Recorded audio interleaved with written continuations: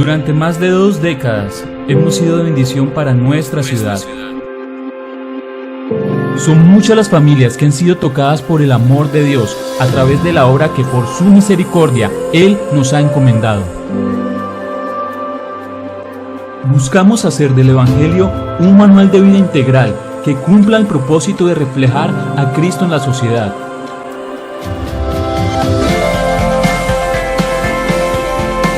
Lo mejor de nuestra iglesia no es lo que comentan del ayer.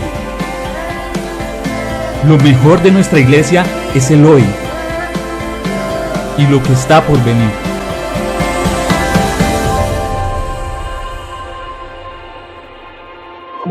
Somos Iglesia Carismática Familiar. Nuestra casa. Muy buenos días, familia SID. Queremos saludarle en esta mañana. Hoy nosotros aquí desde el templo, pero ustedes desde sus casas, preparando sus corazones para recibir una palabra que hoy debe fortalecer nuestra vida y hacernos crecer a través de la fe.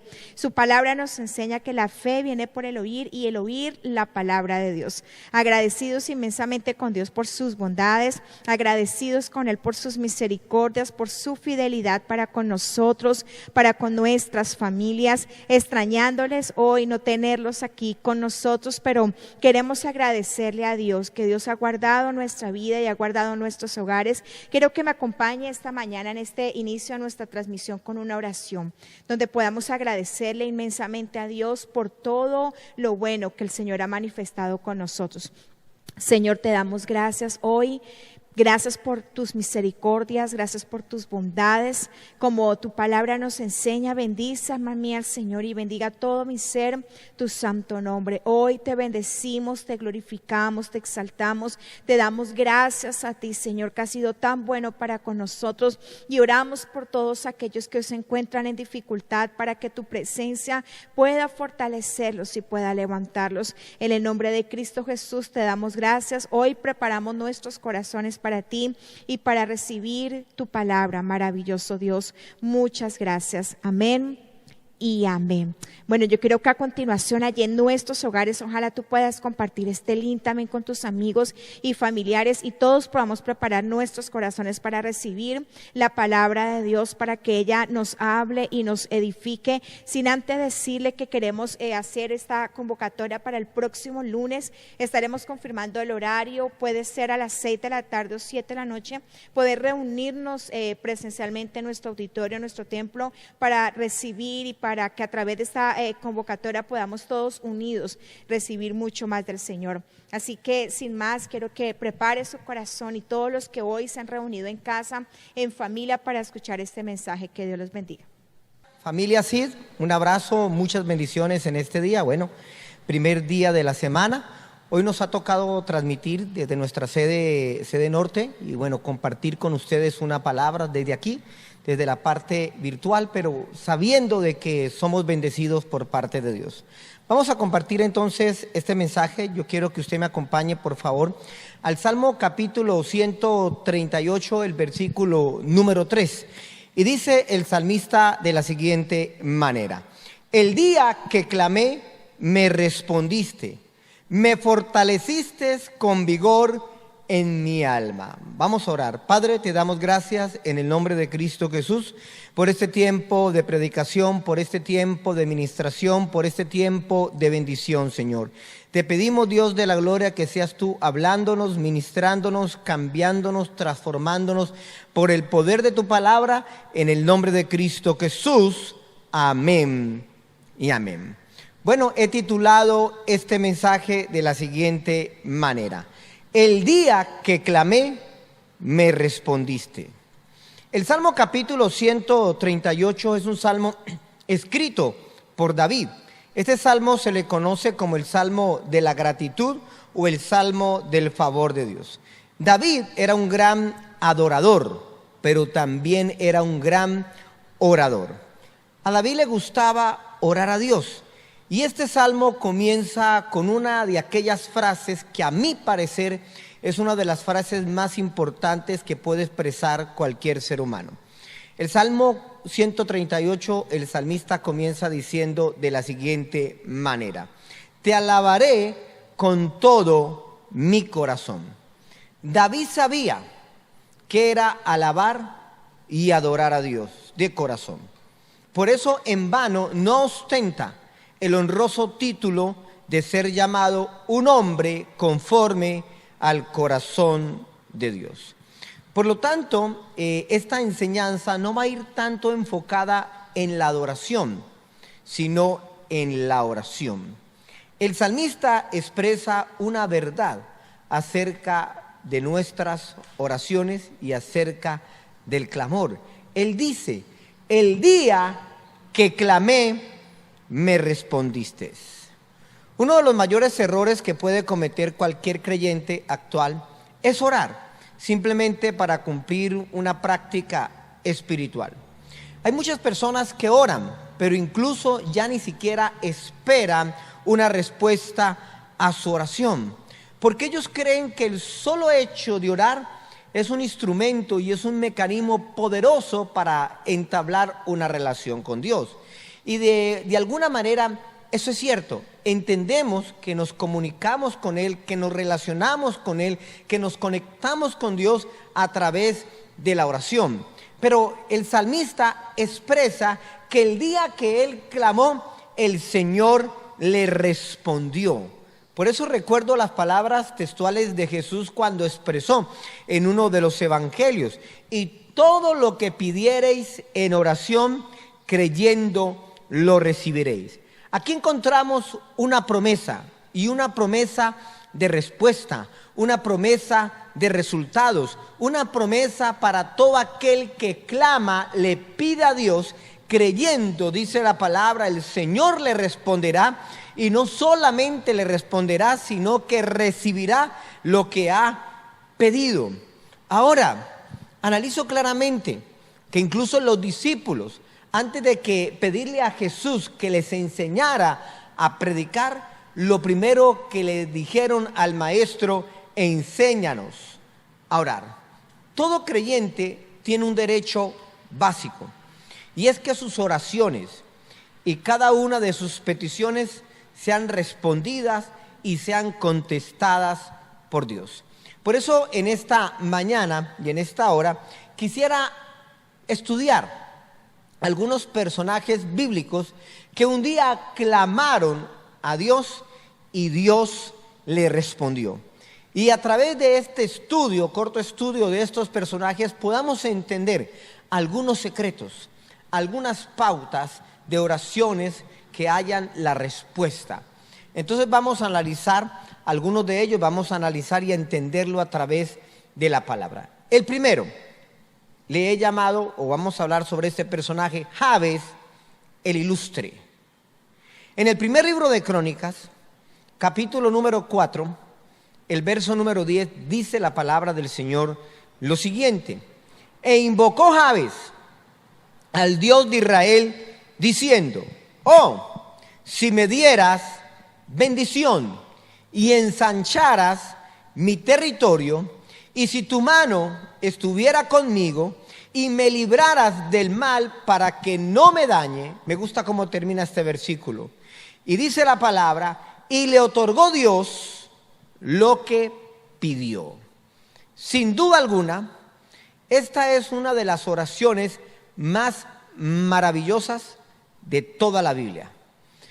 Y no digo que sea maravillosa porque esté cargada de lírica o esté cargada de poesía, tampoco porque sea una oración fuera de lo común o simplemente porque sea una oración extraordinaria.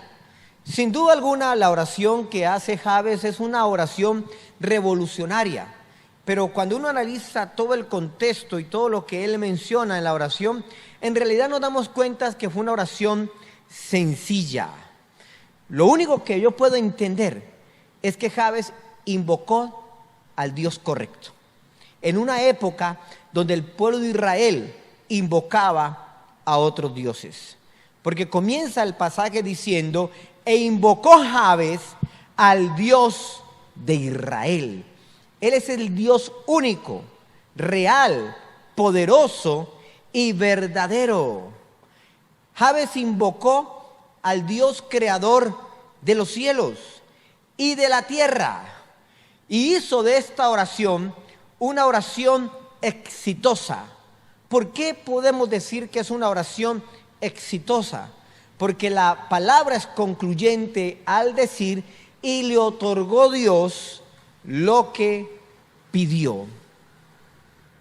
Esta oración de Jabes no fue una oración cargada o llena de frases repetitivas, y mucho menos fue una expresión mecánica, como si se tratase de alguna fórmula en particular, sino que fue una oración sencilla y espontánea de lograr tocar el corazón de Dios.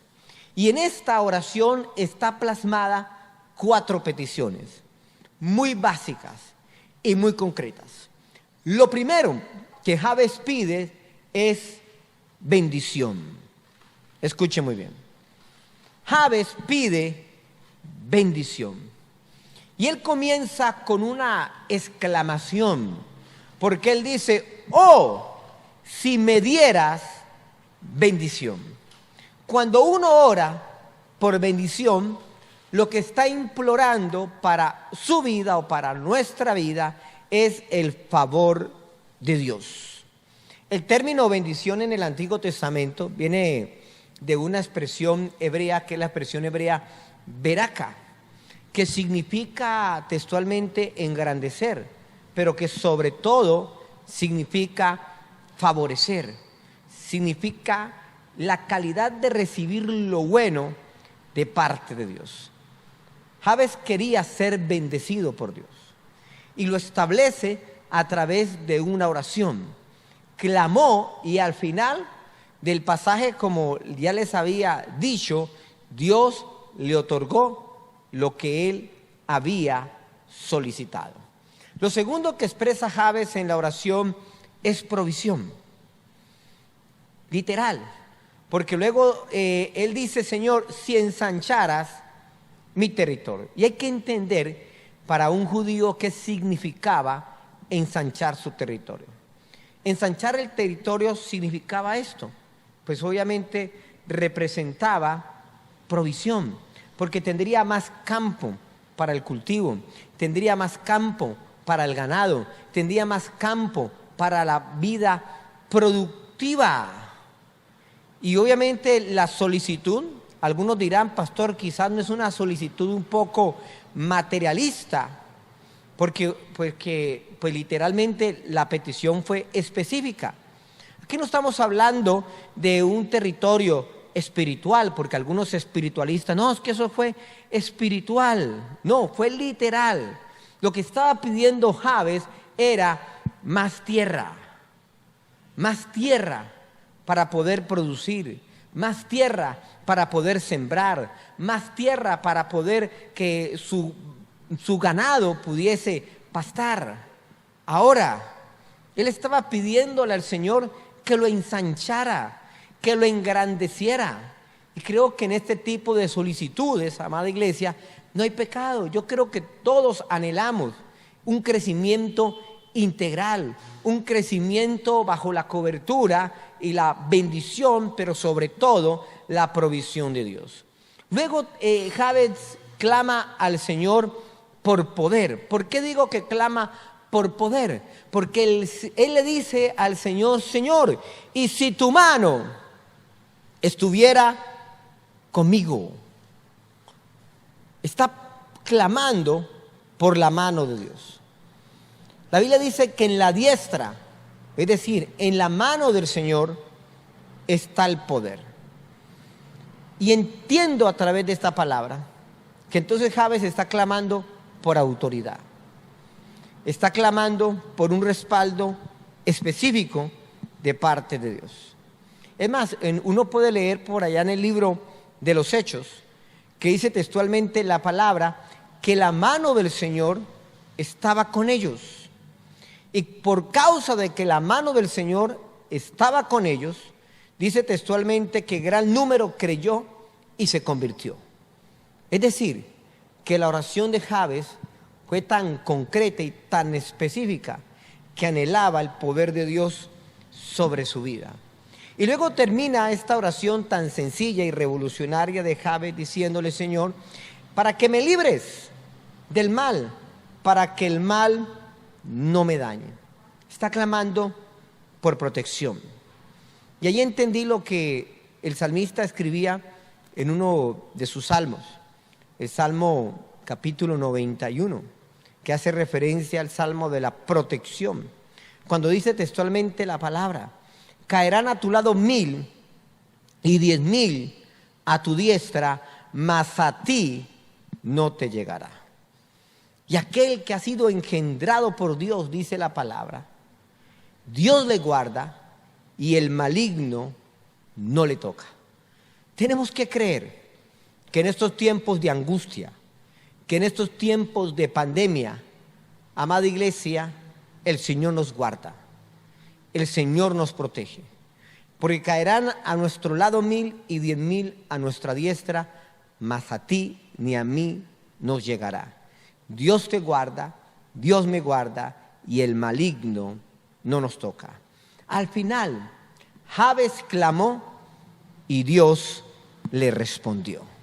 Así como lo había descrito el salmista en el Salmo capítulo 138, el verso número 3. Así como he utilizado esta frase para titular este mensaje: el día que clamé, me respondiste. Qué lindo. Segundo personaje que quiero estudiar en esta mañana, en esta hora: Ezequías, el rey, cuyo nombre significa el Señor es mi fuerza. La historia de Ezequías se registra en el libro del profeta Isaías, capítulo 38, del verso número 1 al verso número 5. Dice la palabra textualmente que en aquellos días Ezequías, el rey, cayó enfermo de muerte. Y vino a visitarle el profeta Isaías, hijo de Amós, y le dice: mira, rey, ordena tu casa, porque morirás y no vivirás. Dice la palabra que en el mismo instante que el rey Ezequías recibe esta palabra, volteó su rostro a la pared e hizo oración. Escuchen muy bien: oración a Jehová. Y luego le hace la petición: Señor, te ruego que te acuerdes ahora que he andado delante de ti en verdad y con íntegro corazón, y que he hecho lo agradable delante de tus ojos. Y dice la palabra que entonces el rey Ezequías lloró con gran lloro, y en ese mismo momento vino palabra del Señor nuevamente al profeta Isaías diciendo: ve y dile al rey Ezequías: Jehová Dios, Dios de tu padre David, dice así: he oído tu oración y he visto tus lágrimas. Por lo tanto, te añado 15 años en tus días. Amada iglesia, el día que Ezequías clamó, el Dios de los cielos le respondió. Debes entender, así como expliqué algunas características en el primer punto de la oración de Ezequías, especialmente en cuanto a las peticiones que hizo Jabes en este primer modelo de la oración. Aquí Ezequías también nos da unas grandes enseñanzas al respecto. Primero, Ezequías clama al Señor por una nueva oportunidad. Dice la palabra que cuando recibió el mensaje de parte del profeta Isaías, él volteó su rostro a la pared e hizo oración a Dios.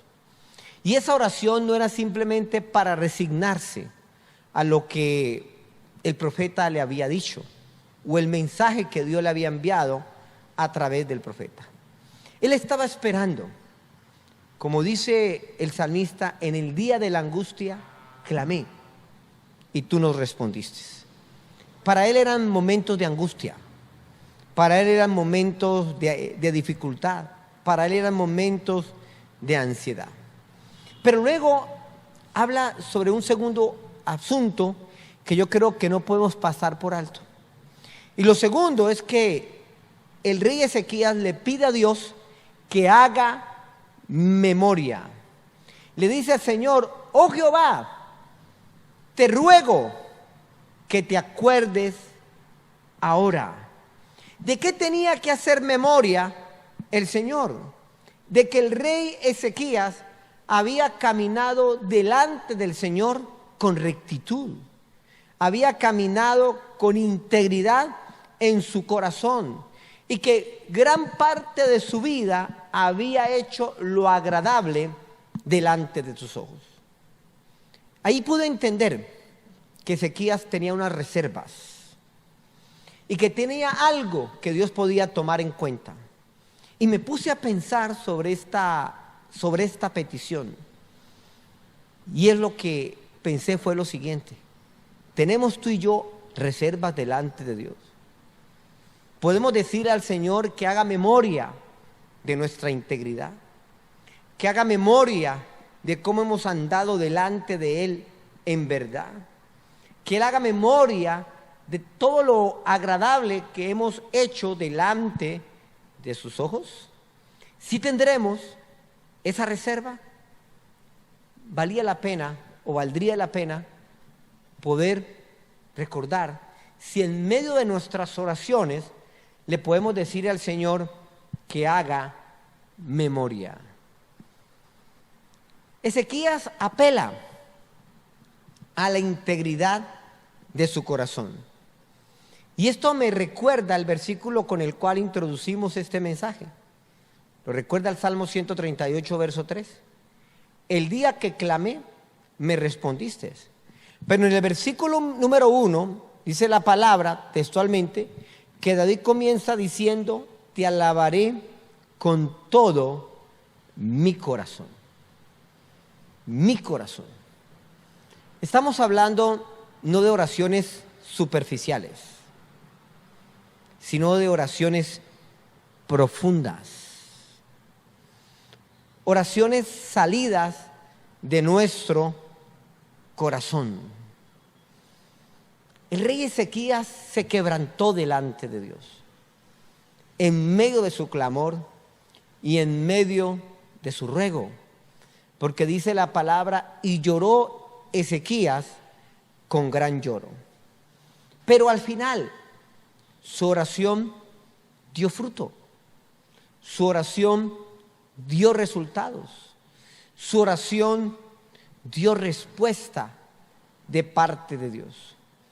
Porque cuando el Señor escuchó el clamor del rey Ezequías, inmediatamente le envía un mensaje al profeta Isaías diciendo: dile a Ezequías que he oído su oración y que he visto sus lágrimas. Amada iglesia, usted que me ve a través de este medio, hoy quiero decirte: el Señor ha oído tu oración y el Señor ha visto tus lágrimas, y la respuesta del Señor no tardará, porque el día que clamé, tú me respondiste. Ezequías clamó y Dios le respondió.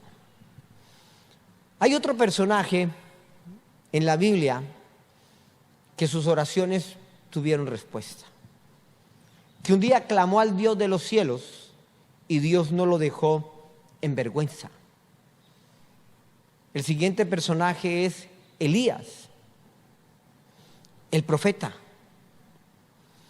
El apóstol Santiago revela en su epístola, Santiago capítulo 5, el verso 17 y 18, lo siguiente: que Elías era un hombre sujeto a pasiones semejantes a las nuestras, pero que oró fervientemente un día para que no lloviese, y no llovió sobre la tierra por espacio de 3 años y 6 meses.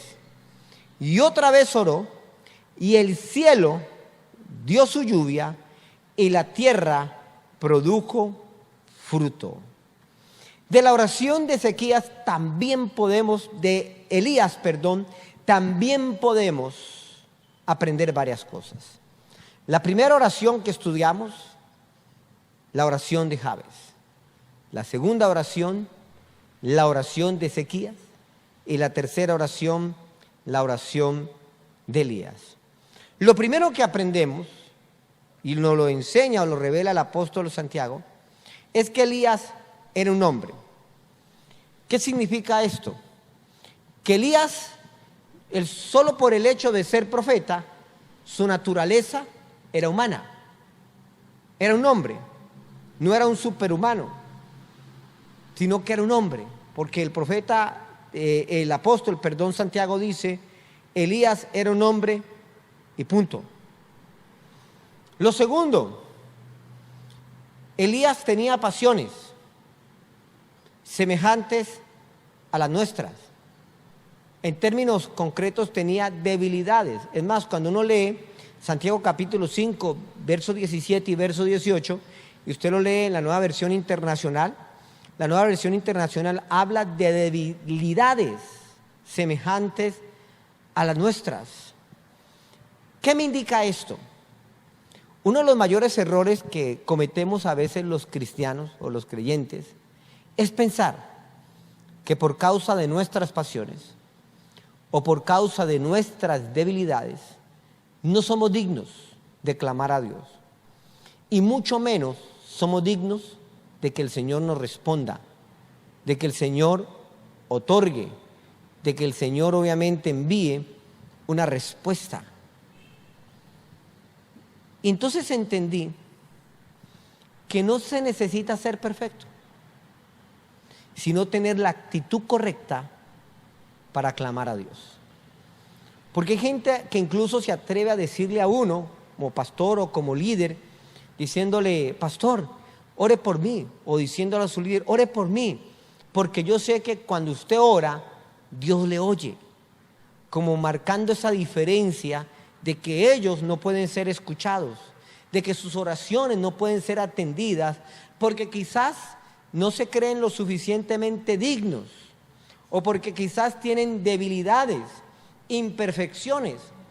Lo único cierto de todo esto es que todos las tenemos. Lo importante es tener la actitud correcta para clamar a Dios, para orar al Padre.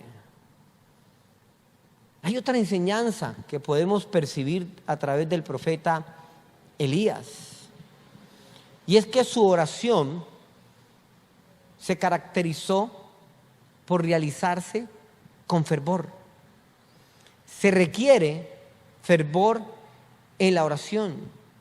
Ahora, tenemos que entender qué significa el fervor en la oración, porque hay algunas personas que confunden la gritería con el fervor, el alzar la voz con el fervor, o piensan de que esa oración, para que sea ferviente, tiene que ser larga, tiene que ser duradera, o debe tener una mayor elocuencia al orar. Y quiero decirle que no es así. No confunda el fervor con aquellas cosas que son superficiales. Y no se trata de maravillar a Dios a través simplemente de algunas expresiones. El gran predicador Modi dijo en alguna oportunidad lo siguiente, que el fervor es el alma del corazón. Es decir, que aún así Elías era un hombre sujeto a pasiones. Una de sus pasiones era orar a Dios. Y esa oración ferviente era una oración cargada de poder, era una oración de fuego. Por eso en vano el profeta Elías, no en vano ostentó ese título de ser el profeta de fuego. Elías clamó y Dios le respondió. Cuarto personaje que quiero estudiar el día de hoy. Vamos a hablar sobre Ana, la estéril. Su historia se registra en el primer libro de Samuel, capítulo número 3, el verso número 12. Dice textualmente esta palabra, que mientras ella oraba largamente delante del Señor, Elí estaba observando la boca de ella. Analicemos todo el contexto sin leer todas las porciones bíblicas, pero que están ahí descritas dentro del contexto. Las personas que han leído la Biblia entenderán de que Ana era una mujer estéril. No podía tener hijos, o Dios no le había dado el beneficio de concebirlos, como dice la versión Reina Valera. Pero esta mujer quería ser madre. Tenía una rival llamada Penina, la cual le irritaba constantemente. Tenía un buen esposo que la amaba, y aunque este esposo procuraba darle todo lo que ella necesitaba para que no le faltara nada, este hombre no podría ser mejor que obviamente tener sus propios hijos. La oración comienza con un voto, porque la Biblia dice que Ana hizo voto al Señor diciendo: oh Señor, si te dignares a mirar la aflicción de tu sierva, y te acordares de mí, y no te olvidares de tu sierva. Y el voto, pues obviamente era ofrecer al hijo que el Señor le iba a otorgar. Pero la Biblia dice, hizo un voto. Yo siempre he explicado lo que representa un voto. Un voto representa un compromiso verbal, una promesa. Nosotros no estamos obligados a hacer votos a Dios, pero cuando los hacemos, nos obligamos a cumplirlo. Es importante que usted lo tenga claro. En la Biblia no hay un mandamiento donde nos especifique que tenemos que hacerle voto a Dios. Pero cuando tú y yo le hacemos un voto a Dios, inmediatamente el cumplimiento es obligatorio. Pero ¿por qué hacer voto a Dios? Porque como creyentes podemos obligarnos a hacer cosas que a Dios le agrada. Y cuando nosotros nos obligamos a hacer cosas que a Dios le agrada, pues entendemos que un Dios agradado puede otorgar lo que podemos estar pidiendo. Y así lo pensó Ana en medio de su oración. Pero también en medio de su oración, esta mujer se despojó de sentimientos que eran gravosos para su vida, de sentimientos que eran contaminantes para su salud emocional y para su salud espiritual. Porque en el contexto dice la palabra que Ana, con amargura de alma, oró al Señor y lloró abundantemente. Es decir, que en medio de la oración, Ana estaba literalmente trayendo sanidad hacia su interior, despojándose de todo aquello que la afectaba, porque recuerde que su rival, Penina, constantemente la irritaba, e inmediatamente, por medio de la oración, esta mujer quitaba toda su carga, quitaba todo su yugo. Y luego establece una oración muy clara, y es una oración específica al Padre diciendo: Señor, si dieres a tu sierva un hijo varón, lo que yo quiero es un hijo varón. Esta es mi petición. Me gusta la sinceridad de esta mujer. Yo sé que en muchas ocasiones, por la humildad de nuestro corazón, le decimos al Señor: Señor, envíanos lo que tú quieras. Incluso cuando fuimos a ser padres de familia, a veces la gente suele preguntar: ¿y ustedes qué quieren? Y yo sé que uno es agradecido con Dios. Pero recuerdo que cuando mi esposa estaba en gestación, en su estado de embarazo, su primer embarazo, nos preguntaban, ¿qué queremos? Y yo sé que cuando a veces uno le pregunta a una madre gestante, a un padre también, que está en ese proceso, ellos dicen lo que Dios quiera.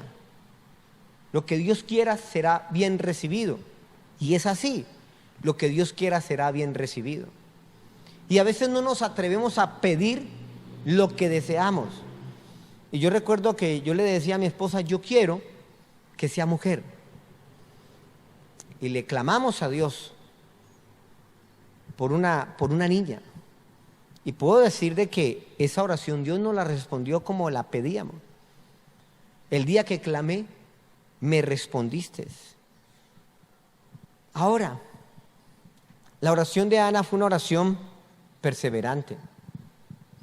¿Y por qué puedo concluir de que la oración de Ana fue una oración perseverante?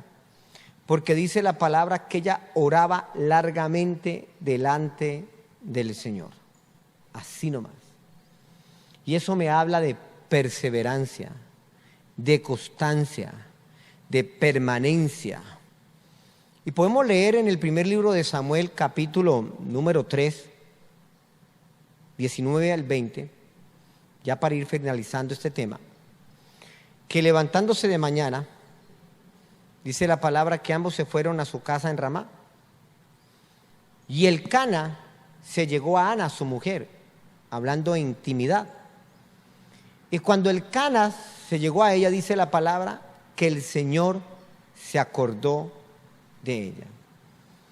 Y luego el versículo número 20 dice que aconteció que al cumplirse el tiempo, después de haber concebido Ana, dio a luz un hijo varón y le puso por nombre Samuel, por cuanto lo pedí al Señor. Ana clamó y el Señor le respondió. El salmista David lo dijo en el Salmo 138, en el verso número 3. El día que clamé, me respondiste. Amada iglesia, hoy es el día del clamor. Hoy es el día de las peticiones. Hoy es el día de la oración. Hoy es el día de ver la bendición, de ver el favor de Dios, de ver la respuesta. Hoy es el día del clamor.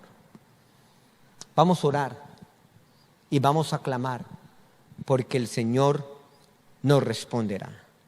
Padre, te damos gracias en esta hora.